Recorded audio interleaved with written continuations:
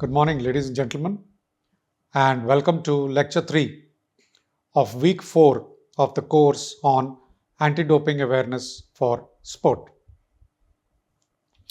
In this lecture, we will be talking about the doping control station. What is the layout? What is the equipment? How it is supposed to be manned? How it is supposed to be run? And what are the facilities and the infrastructure which are mandatory for establishing a doping control station. So, the outline of my lecture will be definition, location, layout of the doping control station, personnel who are authorized to be present in the doping control station, criteria for establishing a doping control station in competition, criteria for equipment which is required in the doping control station. When you have to establish a doping control station during out of competition testing, what are the criteria you will be looking at? And we will conclude with a take home message. To define a doping control station as per the WADA Doping Control Officer's Training Toolkit Manual version 3.0, which was published in May 2011, the doping control station is a secure location where the sample collection session is conducted. Full stop. Simple. A secure location where you can collect samples. It's not that simple, right? As we will learn in the further slides, it's not that simple. Location. The doping control station must be located inside the competition venue, close to the playing surface, close to the changing rooms, and near the first aid facilities. Doping control signs must be on the door of the doping control room as well as in the corridors to indicate the route to the doping control area. Basically, the route leading to the doping control station and the doping control station should be clearly marked. Location. The designated doping control station, including the toilets, may not be used as a public facility, office, team locker room, or should not be shared with any event operation during the testing session. That means it should be a standalone, isolated, only for doping control station. To ensure privacy, the doping control station must be inaccessible to the public. It should be located away from the media and the spectator areas, and access may be granted only to authorized personnel. When you're working in doping control, you always get a specialized doping control access pass. And only people who have this doping control access pass can be allowed entry into the doping control station. The general layout of the doping control station involves 2 rooms plus toilets, 2 processing rooms, a waiting area, and a toilet. All right. So this diagram gives in detail how a doping control station should be laid out. This is the entry to the doping control station. When you enter the doping control station, generally you will see a reception area which is manned by a doping control staff. The only purpose of this person is to log in and log out the time and the name and the identity of the person who's entering or leaving the doping control station. He or she is not going to act as a receptionist and guide you, serve you water, etc., etc. No, all that is not going to happen. He or she will just ask your name, check your identity, log you in and log you out. There's a login, log out register kept in front of him or her. Further in, you will see a waiting area with several chairs, and you will see a television or a laptop or some screen which will allow you to watch this match or any other movie or whatever you feel like watching. There is always a refrigerator or a vesicooler, that means the refrigerator with a glass door which is kept there. This will have isotonic drinks, juices, water, bottled water, etc. Only thing to be ensured by the doping control staff is that whatever is kept in the fridge has to be sealed. And only thing to be ensured by the athlete and the athlete support personnel is whenever you pick up anything from this fridge, make sure it is sealed and then only pick it up and drink it. Because as the doping rules very clearly say, the athlete is responsible for any substance found in his or her body. Nobody else will be held responsible. Once the athlete is ready to give the sample, he enters the sample processing area along with his or her representative. On a chair, you will find the DCO here, the athlete here, and the athlete support personnel here. This cabinet is generally for storing the doping control and the sample collection kits. On the table, you will find at least 3 sample collection vessels and at least 3 dope control kits. When the athlete is ready, he or she will be asked to pick up one of the sample collection vessels and then proceed to the washroom along with the chaperone. This is the general layout of a doping control area. If the washroom is big enough, the chaperone can visualize the urine being poured into the sample collection vessel directly. If not, then the chaperone may visualize through this mirror which is kept on the wall, right? Either direct or indirect view.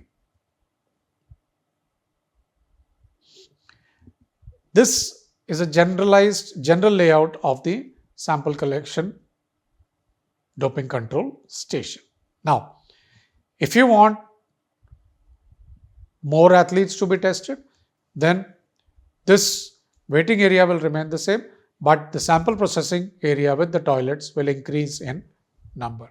Generally, there are 2 or 3 in one doping control station so that multiple athletes can be processed at the same time. A point to note is that the temperature of this doping control station is generally kept at 22 degrees centigrade or slightly below 22 degrees centigrade, because in a colder environment, urine production is a bit faster. So who are the authorized personnel who can enter the doping control station? The doping control officer and the chaperones can enter. The athletes who have been tested or selected for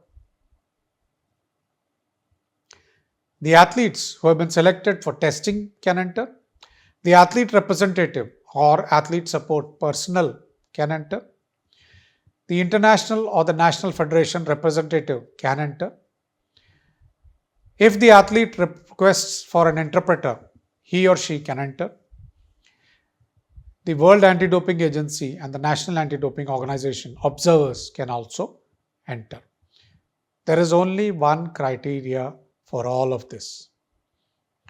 Other than the athlete, who is supposed to prove his identity to the chaperone or the DCO, all other people who enter the doping control station should have a valid doping control access pass. Without that, entry is not allowed. The DCO has the authority to prohibit anyone otherwise entitled entry to the doping control station if their presence is deemed by the DCO to be disruptive or interfering with the sample collection session. If the DCO feels that somebody is disruptive or interfering with the sample collection session and he or she has a doping control access pass, the DCO still has the authority to remove that person from the DCS. Please note, members of the media should never be allowed to enter the doping control station at any point of time. There are some general criteria for doping control station in competition. It is to be solely reserved for doping control purposes. It is to be accessible only to authorized personnel. It should be secure enough to store sample collection equipment. It should be private enough to maintain athlete privacy and confidentiality. And there should be a separate waiting room, processing rooms, and an appropriate number of toilets. The health and safety of the athlete and the sample collection personnel should not be compromised. The DCS should be large enough to accommodate the number of athletes to be tested and the athlete representatives. It should be proximity. The DCS should have proximity to the competition venue, or there should be an appropriate transportation plan in place.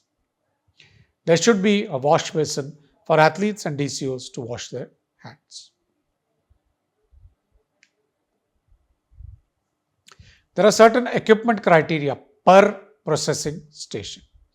There should be one table for every DCO who's processing the documentation. There should be 2 chairs per athlete being tested and 1 chair for each member of the sample collection personnel. As we saw, generally there are 4 chairs, one for the DCO, one for the chaperone, one for the athlete, and one for the athlete representative. There should be access to dividers to ensure privacy and division of processing areas. There should be appropriate lighting to conduct the processing. There should be receptacles for each processing station to store the waste generated. One table at the entrance of each processing station is necessary to record the flow of athletes and the staff entering and leaving the doping control station. This is generally the reception area. There should be a lockable fridge to store samples. There should be telephone lines and access to the internet. There should be screens to monitor and follow the ongoing competition by the athlete and the athlete support staff when they are in the doping control station. In the sample collection area, there should be 1 desk, 4 chairs, a table for samples, wash basin, soap, and towels. There should be a lockable refrigerator for storage of samples. And there should be a large rubbish bin with liner, and more than that, there should be a rubbish bin for biomedical waste management if you're collecting blood and urine samples. The equipment criteria for the toilets: at least 1 toilet is required in the sample collection area. A separate sample collection area and toilet should be provided for each gender being tested.